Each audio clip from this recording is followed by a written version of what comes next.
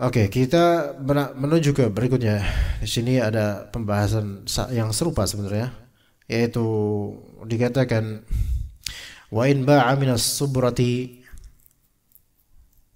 atau minas subrati kull qafizin bidirham lam yasih lianna min litab'id wa kullun lil'adad fayakunu majhulan bi khilafi ma sabaq lianna al-babi'a al-kull la al-ba'd fantafat al-jahalah. Nah, ini pembahasan juga yang pada asalnya ini boleh-boleh aja, tapi di fiqih mazhab Hanbali di kitab ini dilarang. Ana terjemahkan. Dan jika dia menjual dari tumpukan makanan setiap satu takaran dengan harga 1 dirham, maka dikatakan jual beli tersebut tidak sah. Karena kata min yaitu dari menunjukkan makna sebagian, sedangkan makna kul menunjukkan bilangan ta'dad. Maka jadilah objek yang dijual itu majhul, tidak diketahui. Gini maksudnya. Yang kayak tadi, kalau misalnya jual tumpukan, ya tadi apa ya? Misalnya kain, sama seperti ini. Kain, roll kain itu, ini satu roll semua ini isinya 50 meter. Saya jual 2 juta. Nah, dikatakan di sini, kalau misalnya dikatakan 1 meter saya kasih misalnya 50.000, ya, 1 meter saya kasih 50.000. Dikatakan di sini tidak sah. Karena apa? Karena menjual sebagian, padahal maksudnya adalah seluruh. Sebenarnya pendapat yang kedua dari mazhab Hanbali bahwasanya penjual belian seperti ini tetap sah. Ya, ada satu benda atau tumpukan benda, jual semuanya. Namun kemudian pembeli pengen jual separuh atau sebagiannya saja, selama harga maklum, takaran atau timbangan atau jumlah meteran itu maklum dan sama-sama ridho, yang sahih adalah yang seperti ini tetap sah, ya seperti ini tetap sah. Mungkin tidak seperti yang disebutkan di sini, ya. Juga misalnya dikatakan wa kadza law ba'ahu min ath-thawbi kull adh-dhira' bi kadza aw min al-qati'i kulli shatin bi kadza lam yasih lima dzukir. Di sini untuk kain dan juga untuk binatang. Dari kawanan hewan setiap ekor dengan sekian maka tidak sah. Yang sahih adalah, yang lebih sahih adalah sah, lebih tepat adalah sah. Begini, kalau misalnya antum jual kambing, misalnya Pak Fendi nanti misalnya punya kambing atau mungkin marketernya atau gimana, di kandang ini ada 10 kambing. Ya, kandang ini ada 10 kambing. Namun kategorinya harus serupa ya kalau bisa ya. Boleh pemilik 10 kambing satu kandang ini bilang, bagi yang mau 10-10-nya ini saya kasih semuanya ini, yang bagi mau saya kasih semuanya 25 juta. 10 kambing 25 juta, ya. Fadol, antum terserah 25 juta. 25 juta cash. Enggak bisa ngutang, Anda enggak mau ngutang misalnya. Jadi dapat 10 kambing ini. Taib. Kalau misalnya pembeli melihat langsung ya kandang itu, atau mungkin foto dan videonya langsung, semua 10 kambing itu, ini 10-nya nih, dan tidak ada kecacatan yang tidak dijelaskan ya, maksudnya semuanya sehat-sehat aja, maka Allah alam ini sah. Kayak tadi, ini qati' yaitu kumpulan dari kambing-kambing. Tapi kuantitinya maklum, yaitu jelas 10. Ya, jadi musyahadah ketahuan kan, kelihatan oh ada 10. Nah, jelas. Taib. Kemudian bagaimana kalau misalnya dijual begini? Ini 10 kambing, kalau 10-10-nya dibeli 25 juta. Tapi kalau antum mau beli satuan, maka anak kasih harga 3,5 juta per kambing. 3,5 juta per kambing. Nah, kalau dalam mazhab ini, dalam pendapat pertama mazhab ini tidak sah. Namun kemudian ada pendapat kedua dari mazhab, ini bisa sah jika saat akad jual beli atau sebelumnya diketahui kambing mana yang akan dibeli.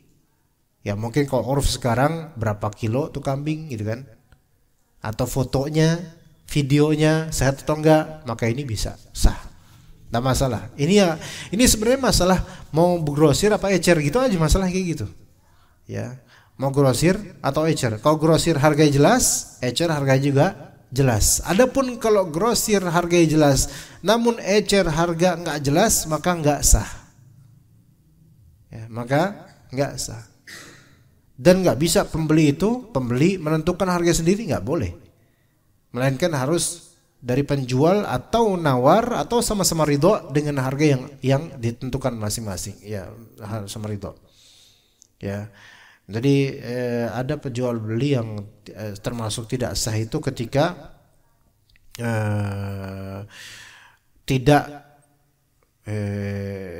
tidak disetujui harganya berapa gitu, namun ditinggalkan begitu saja. Ya, misalnya penjual kambing ini bilang 10 kambing 25 juta semuanya. Terus pembeli bilang, boleh nggak satuan? Ya boleh-boleh aja. Harganya berapa? Gampang lah nanti dah. Ya udah ya, nih saya taruh dulu ya harganya nih. Si pembeli ngasih 3,5 juta. Ya, udah bawa dah, gampang lah harganya. Ini kan nggak jelas ini. Ini nggak sah jual belinya. Ya, nggak jelas, sepertinya nggak sah jual belinya. Tapi jadi perlu maklum atau as-saman maklum, yaitu harganya dimaklumi. Tapi kemudian au ba'u syuruk, jam berapa syuruk? Tulu'u syams sudah. Itu tulu' terbit matahari jam 5.55. Oke. Berarti syuruknya jam 6.5 atau 6.7 gitu. Au ba'ahu bimi'ati dirham illa dinaran lam yasih wa aqsuhu bi an ba'a bidinarin au dananir illa dirhaman lam yasih. Atau seseorang menjual barang dengan 100 dirham kecuali 1 dinar.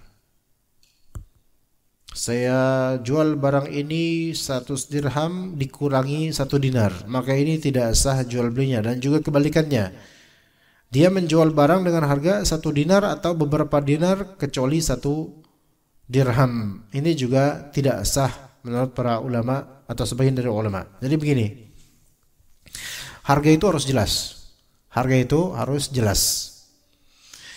Kalau antum jual, misalnya saya jual handphone ini 100 dirham dikurangi 1 dinar, itu nggak bisa. Dalam mazhab ini ya, itu nggak bisa. Kenapa begitu? Karena ini saya jual ini 100 dirham kurangin 1 dinar. Lah 100 dirham berapa hari ini ya? Kurangin 1 dinar. Sementara harga dirham dinar itu kan fluktuatif, naik turun. Maka dalam mazhab ini tidak sah. Ya, kenapa? Nggak pasti. Harga nggak pasti. Harga nggak pasti. Maka dikatakan dalam mazhab ini tidak sah. Ini pendapat pertama. Ya, atau juga dia mengatakan saya jual barang ini dengan harga 5 dinar kecuali 1 dirham. Ini juga dianggap tidak sah dalam pendapat umumnya mazhab ini. Karena oke, 5 dinar kecuali 1 dirham. 5 dinar kecuali 1 dirham. Ini kan harga kan fluktuatif. Dinarnya berapa, dirhamnya berapa, bisa berubah-ubah.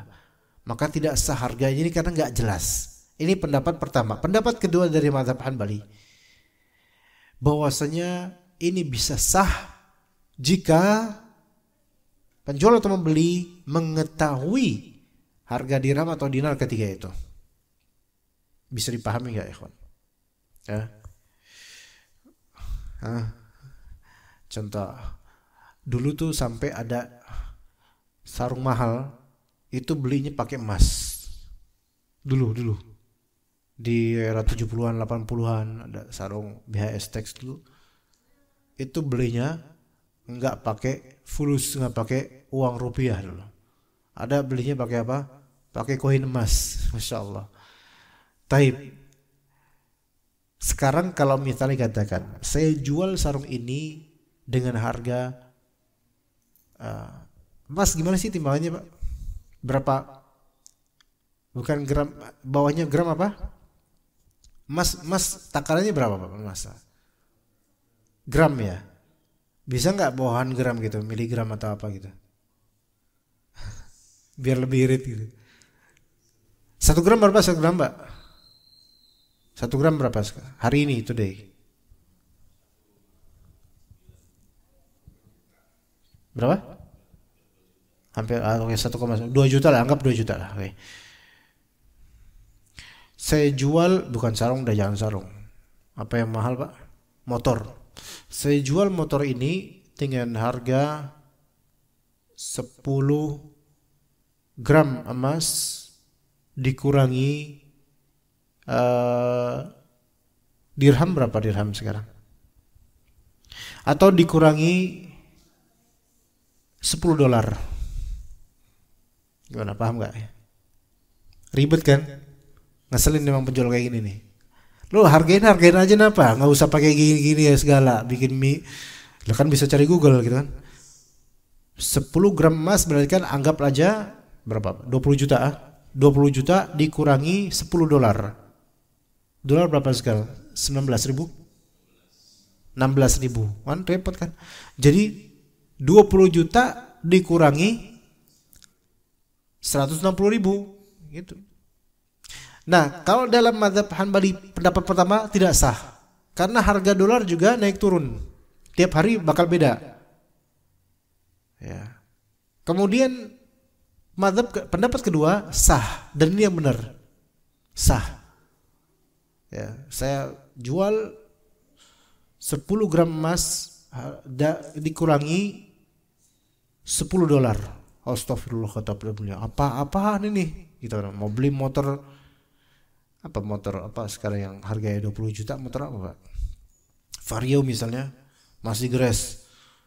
Kenapa nggak dihargain rupiah aja gitu? Nggak apa-apa, supaya lebih menantang, kata orang itu.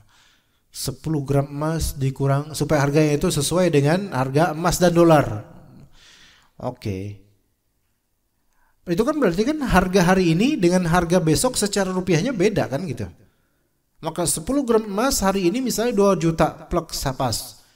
Dan dolar hari ini 16.000 per dolar. Berarti 20 juta kurang 160.000. Berarti itu adalah 19 juta 840.000 rupiah. Dan ini mumpung belum besok nih, saya bayar nih 19 juta berapa nih? 840.000 rupiah. Kata penjual motornya, maaf, nggak terima rupiah.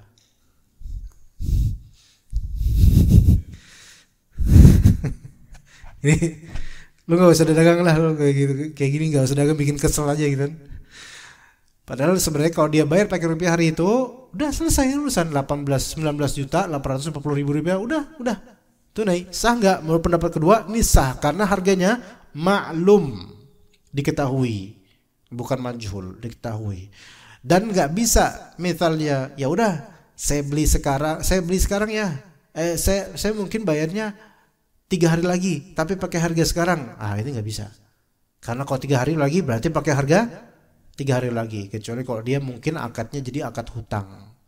Ya, kalau misalnya begitu ya mungkin sah kalau sama-sama ridho.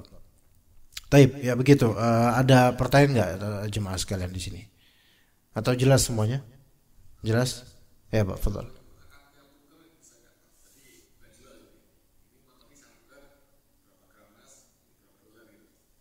Bisa? Eh, tuker itulah yang namanya jualan, Pak. Tuker itulah yang namanya jualan. Walaupun akadnya tuker, namanya kayak bahasa kita dulu tuh barter, Pak. Barter itu ya jual beli sebenarnya. Makanya dalam fikih itu jual beli hakikatnya adalah mubadalatu malin bimalin, ya, atau mubadalatu malin bi'iwadin, yaitu pergantian antara harta dengan harta lainnya, atau pergantian antara harta dengan gantinya atau benda lainnya, dengan ridho dan dengan maksud pengabadian kepemilikan untuk lawan transaksinya gitu. Jadi walaupun lafalnya tuker, itu namanya jual beli. Lafalnya tuker, ngomongnya tukeran, ini sebenarnya hakikatnya jual beli. Maka harus jelas kedua pihak ini transaksinya harus jelas. Bapak misalnya, Ustaz, tuker dong motor saya sama emas dan dolar gitu. Ya, ini jual beli. Berarti saya beli, Pak, gitu kan. Karena pakai uang. Yang namanya pakai uang berarti beli kan gitu kan. Makanya namanya jual beli. Ya, jadi walaupun istilahnya tukeran, ya tukeran itu tetap disebut jual beli selama barang dan harganya itu maklum, jelas, kedua-duanya sama tahu, maka ini sah sebagai jual beli. Gitu.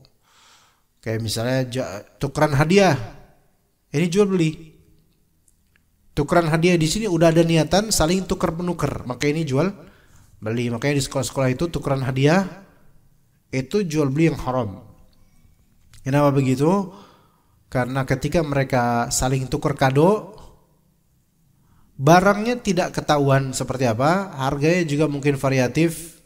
Berarti ini penjual belian sesuatu yang tidak diketahui harganya dan tidak diketahui barangnya, maka ini gharar dan haram.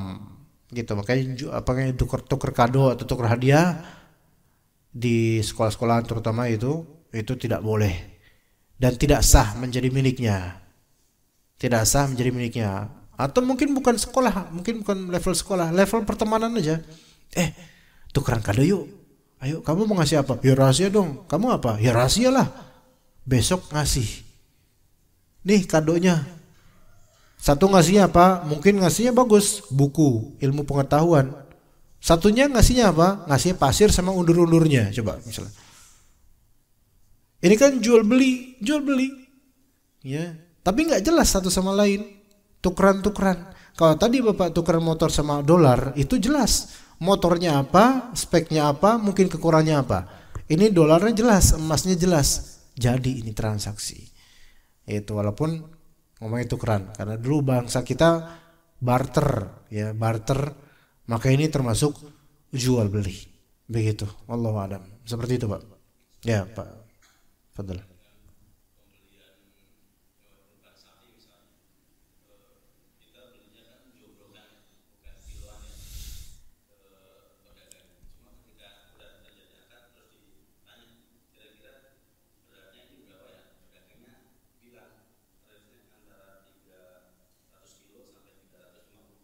Range-nya segitu gitu. Jadi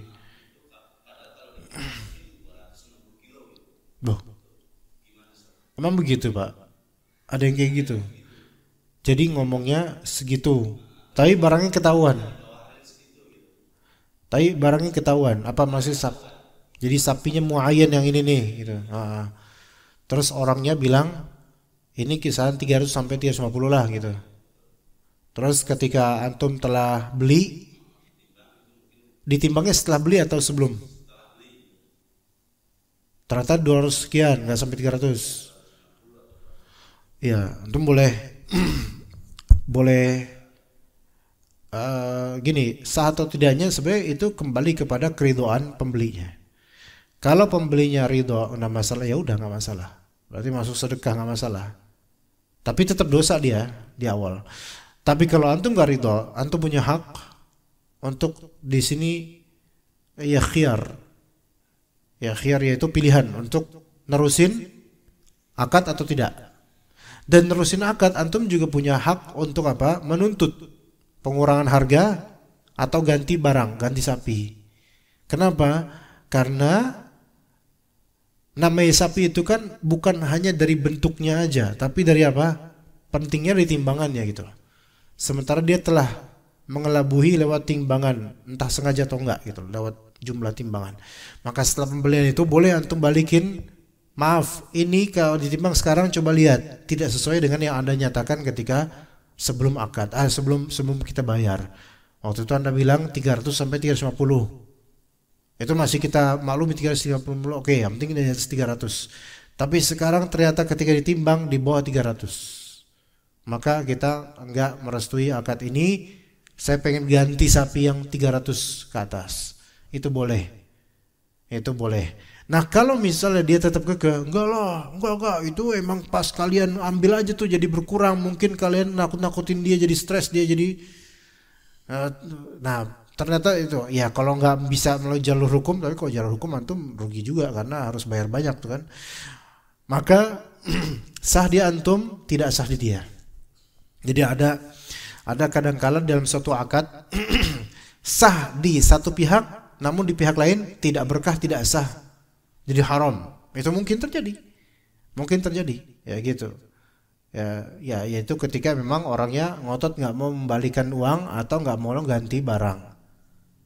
Ya, di antumnya sah nggak, kurbannya sah nggak, kurbannya sah. Tapi orang ini yang jual dia sah nggak sah buat dia dan haram buat dia, gitu. Anak keinget karena sekarang anak sering ikutan Gojek, maksudnya bukan anak yang Gojek, bukan anak maksudnya mesen Gojek gitu. Anak suatu ketika nembak, maksudnya ada Gojek nganggur gitu, Pak antar di situ Pak, segini ya, oh iya oke. Itu deal ya, udah deal tuh. Tapi karena kita nggak pakai aplikasi gitu loh, emang karena nemu aja nih di jalan dan anak lagi butuh tumpangan, ya udah nggak masalah gitu kan. Ini nggak mematikan apa yang di aplikasi gitu. Jadi memang dia lagi diam aja terus sana pengen minta tolong dianterin, ya udah sana standarnya berapa, 15.000. Pas sampai lokasi ya, waduh uangnya 50.000 nih kata dia, waduh nggak ada kembalian gitu. Biasa gitu Gojek nggak tahu nggak ada bener apa enggak, nggak tahu dah tuh. Nggak ada kembalian nih, waduh. Terus nanya sama Gojek di depan, Pak ada bisa pecahin uang nggak Pak gitu. Terus kata, wah nggak ada Pak, ya gitu, nggak ada. Wah gimana nih, emang nggak bisa dipecahin sih soalnya uang kertas ya Pak ya, jadi nggak bisa dipecahin gitu. Maka kemudian balik, gimana nih nggak ada nih. Kata Gojek itu, ya udah sini dulu Pak, ntar saya di situ saya tukerin. Dibawa sama dia, dibawa beneran, pelan-pelan jalan gitu, kayak gak curigain. Ya beneran dia dibawa dah, beneran dibawa sama dia. Saya cari gitu, udah hilang tanpa jejak gitu kan. Pelan-pelan tuh, pas udah hilang mungkin langsung ngebut dia, habis dah. Untung berapa dia tuh. Tapi sekarang, ana bayar, ana akadnya sah sebenarnya, maksudnya dari segi apa ya? Ya Anda sudah bayar memenuhi hak dia 15.000. Tapi dia sah atau tidak?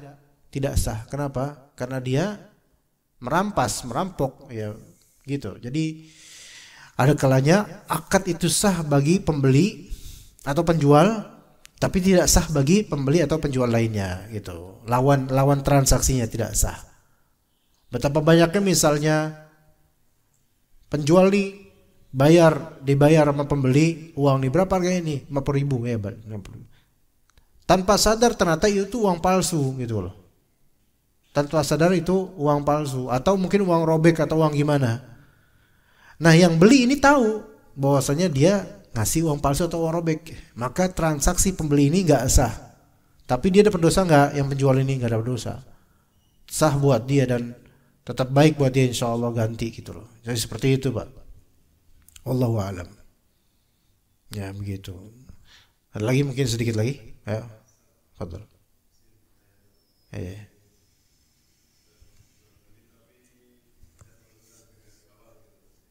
Gimana coba?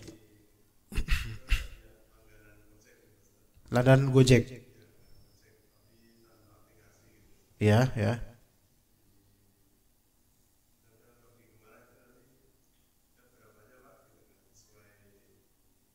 Itu yang ngomong kayak gitu Gojeknya atau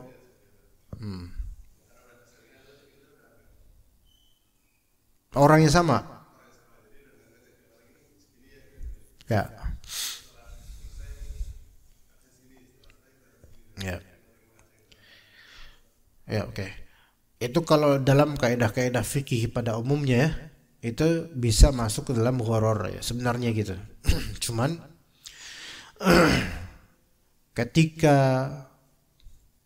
transaksi, ketika bayar dan orang itu melihat jumlahnya dan dia ridho, maka Allah alam itu bisa sah-sah saja. Itu secara urufnya.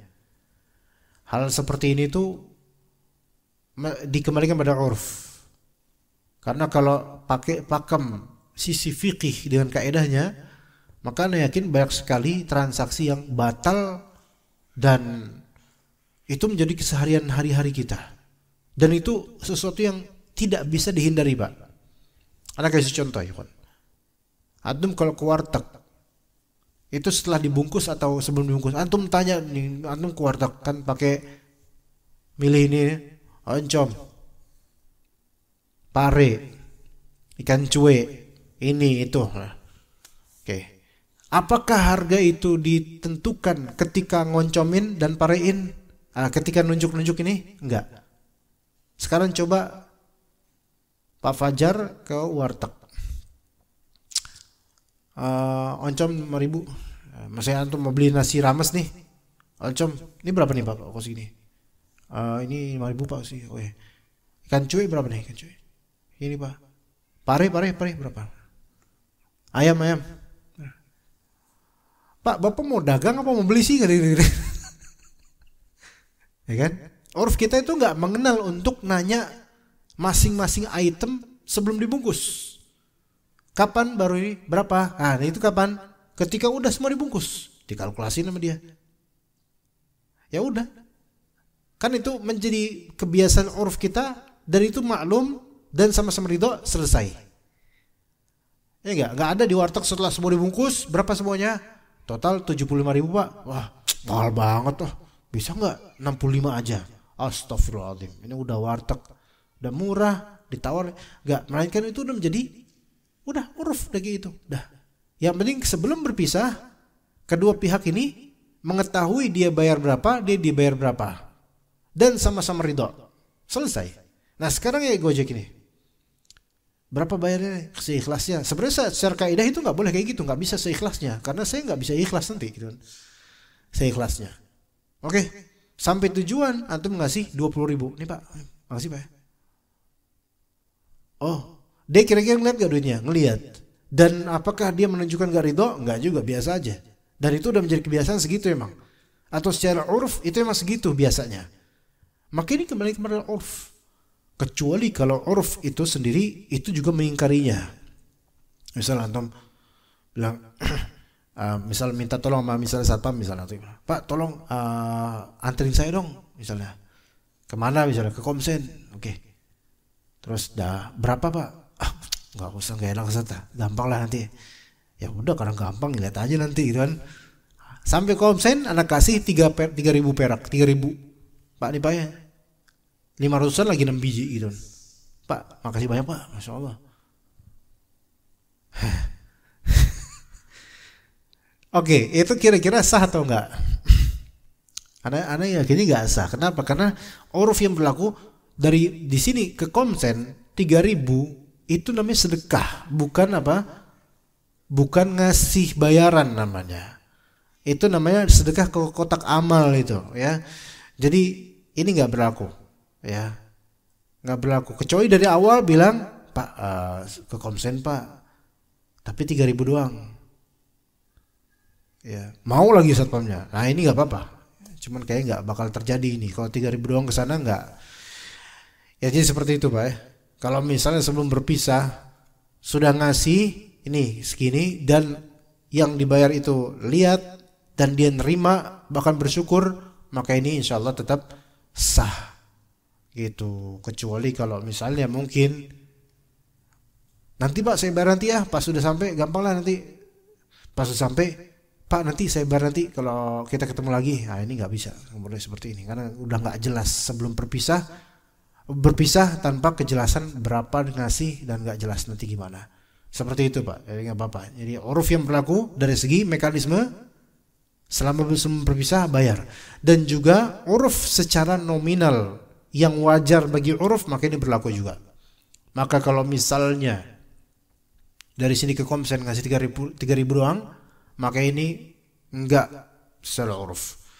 Tapi kalau sini ke Komsen ngasih 30.000, urufnya berlaku enggak? Oke enggak di sini? Lumayan oke. Bahkan gua aja dari sini ke Komsen paling 20.000 Pak, 25 sekitar itu. Dari sini ke Komsen, antum kasih pas sampai Komsen, Pak dikasih amplop, plek. Ada isinya enggak? Jangan isinya jazakallah khairah, jangan. Isinya apa? Isinya 1 juta. Itu uruf enggak? Enggak, itu bukan, ini bukan termasuk jual beli, bahkan ini masuknya tafaddul namanya, yaitu sebenarnya lebih ke hadiah. Karena enggak ada urufnya sini ke Komsen 1 juta. Ini bukan ngojek namanya. Ini namanya apa ya? Sedekah ya gitu. Hadiah gitu. Seperti itu Pak Fajar ya. Ini enggak apa-apa insyaallah taala.